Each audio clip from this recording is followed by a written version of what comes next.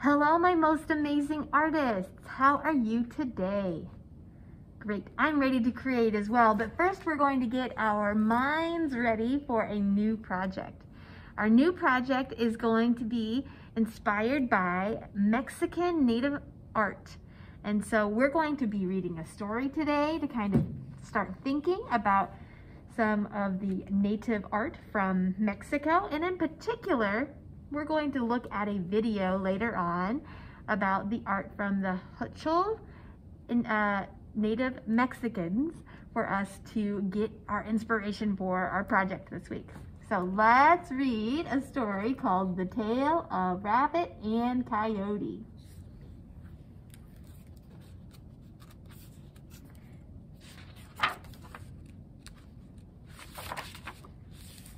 One full moon night, Rabbit found a field of chiles. He was so pleased to see them, all glossy and green, that he jumped right in and ate the biggest ones. I believe a chile is like a pepper. When the sun arose, the farmer came to check out the chiles. They were scattered everywhere, and the biggest, glossiest, greenest ones were all gone. Among the plants, he saw Rabbit's tracks. So what did he do? He made himself a beeswax doll, and he set the doll in the middle of the field to catch the chile thief. Kind of like a scarecrow, right?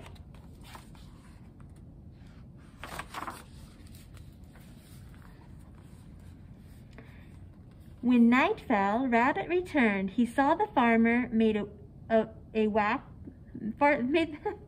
he saw the farmer made of wax and crept up to say hello and to ask for some chiles too. But the wax farmer had nothing to say to Rabbit. Nothing at all, and Rabbit was angry. He punched the farmer hard. His right paw stuck in the wax. Still, the farmer said nothing, so he punched him again, and his left paw stuck too. Rabbit was fuming mad, but the wax farmer was silent as the stars, so he hauled off with both feet and walloped him. Ay, ay, ay! Then Rabbit was trapped for sure.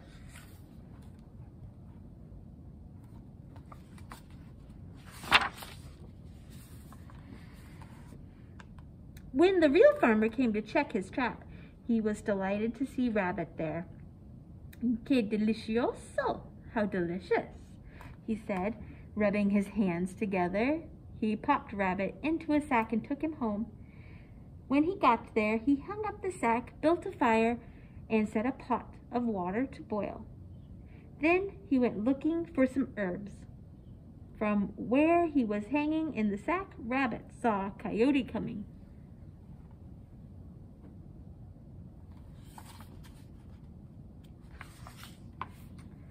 "What are you doing there?" asked Coyote. "This man wants me to marry his daughter," Rabbit said. "But I am too young. Why don't you take my place?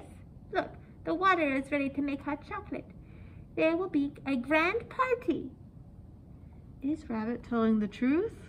No, he's not. Then the farmer came back and took down the sack, and he saw Coyote inside of it. "I'll pay you for this," he said. He popped Coyote into the hot water. "Ay, ay, ay," said Coyote, and he flew right out of that water and took off after the rabbit. He followed his tracks until he found him high in a jacara tree. "I'm going to eat you now," said Coyote, for he was very furious. So what did Rabbit do? Well, he knew that the Coyote couldn't tell the difference between the fruit of the jacara, hard as a rock, and the soft, sweet zapote. "Why eat me," said Rabbit, "when right here I have sweet zapote fruit instead?"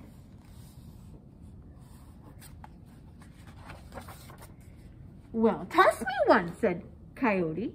Rabbit did that, and he tossed down the jacara with all of his might. Plonk! It struck Coyote and knocked him out cold as a cabbage.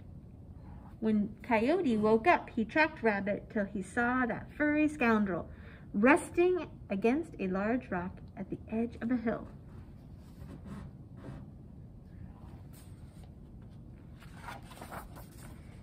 "Oh, please don't eat me," pleaded the rabbit, leaning against a rock. "Can't you see that if I don't hold back this rock, it will roll down and crush the world?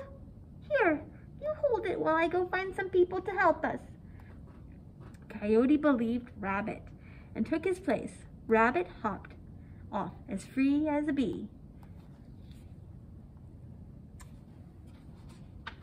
And Rabbit says, "Hasta luego," which means see you later.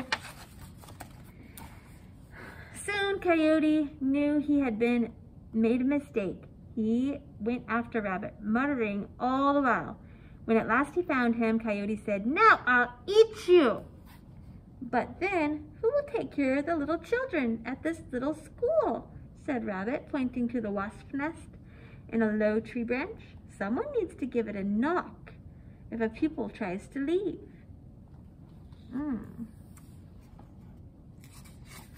Rabbit. Well, Coyote loved to give knocks, so he took the job. He lay near the branch and waited. When a wasp flew out, he whacked the wasp nest with a little stick, and all the wasps came after him. They chased him into a pond. Only his nose stuck out of the water, and they stung it many times.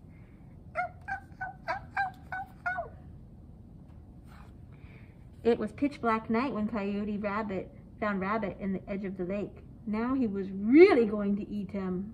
But Rabbit said, "Why eat me, Coyote, when I have been waiting for you so that we can share the cheese that you see in there?" He thinks that's cheese. Rabbit pointed to the moon's reflection in the water. "Of course," explained Rabbit. "We must first drink all the juice of the cheese in order to eat the cheese itself." So Coyote began drinking the water to reach the cheese itself. After a time, he said, "I simply can't drink any more." Look how big he's getting. "Just a few more sips," said Rabbit, "and you'll reach the cheese for sure." Coyote drank more and more and more. He drank so much that water poured from his ears, and when he turned to discuss this with Rabbit, Rabbit had run away. "Me siento un poco raro." Coyote ran after him as best as he could, but he was so swollen, like a sponge. Now Rabbit knew of a ladder that reached into the sky. He began to climb it. Up, up, up, and he hopped all the way to the moon. Then he hid the ladder. Far below, he saw Coyote looking for him up in the sky. But try as he might, Coyote never found the ladder. That is why, to this very day, Coyote sits gazing at the moon. And then he howls at it. "Ow!" For he is still very furious with Rabbit.